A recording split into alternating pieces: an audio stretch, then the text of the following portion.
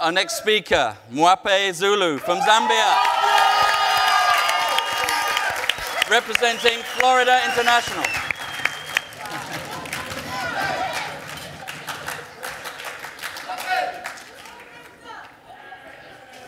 Wow. Thank you. I salute you all, brilliant minds of Africa, this morning. And more importantly, I salute fellows from Florida International University. Thank you for this distinguished honor to stand on this platform.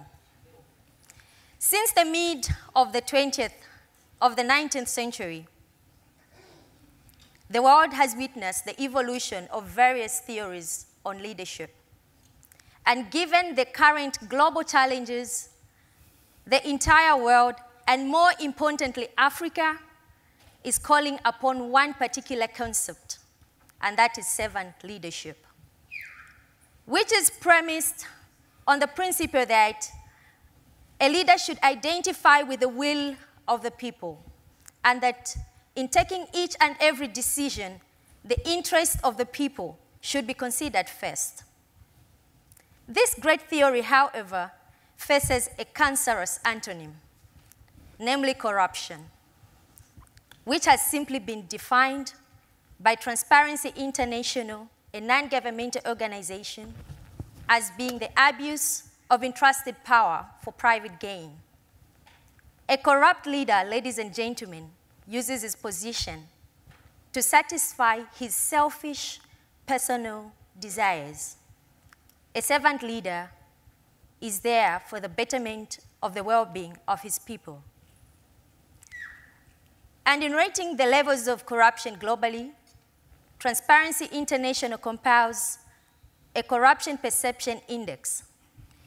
And in 2016, it was revealed that more than 2/3 of the 176 countries that were surveyed fell below the midpoint on a scale of 0 representing highly corrupt to 100 for very clean.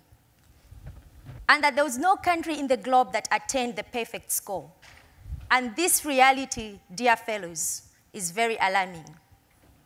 More often than not, we talk about corruption without really understanding how it impedes on development and service delivery.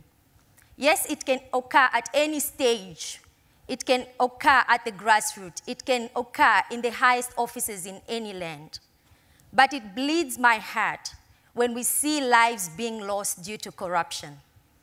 Let us imagine a young medical doctor who is eager and willing to save lives of people in his community, yet challenged by the lack of requisite medical equipment, owing to the fact that the funds that were earmarked for the procurement of the said equipment were embezzled by people charged with the responsibility of procuring the said equipment.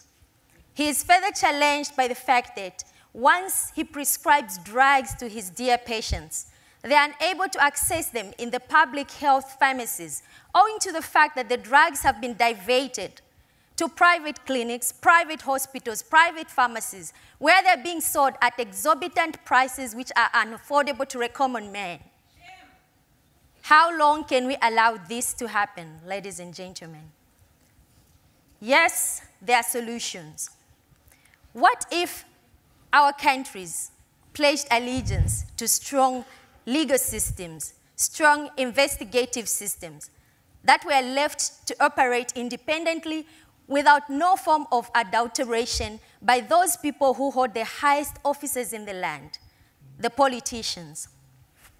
I am aware that present in this auditorium are brilliant entrepreneurs who hope to grow their businesses, but they are unable to do so owing to the cartels that have been formed to manipulate the bidding processes. How many Aliko Dangotes are we going to have in Africa if all the young entrepreneurs were given an equal opportunity to grow their businesses without any form of interference? Yes, it is true that even the electoral processes have not been spared. we have used our significant right to choose leaders democratically by exchanging it with consumables that we are given in form of campaign materials, which should not be the case. What difference would it make if Africa kicked out electoral corruption by sensitizing its citizens on its dangers? Dear young fellows, the future of Africa is in our hands. And today, I implore on each one of us to join the corruption fight. As we continue serving our governments, our countries in various portfolios, let us break the corruption chain. Let us sensitize on the dangers of corruption. And let us hold accountable those people that we've entrusted with the huge responsibility of providing leadership to us. And above all else, let us remember that Africa bleeds for the incarnation of servant leaders such as Nelson Mandela. And you and I, yes, you and I are all called to respond accordingly. Thank you so much.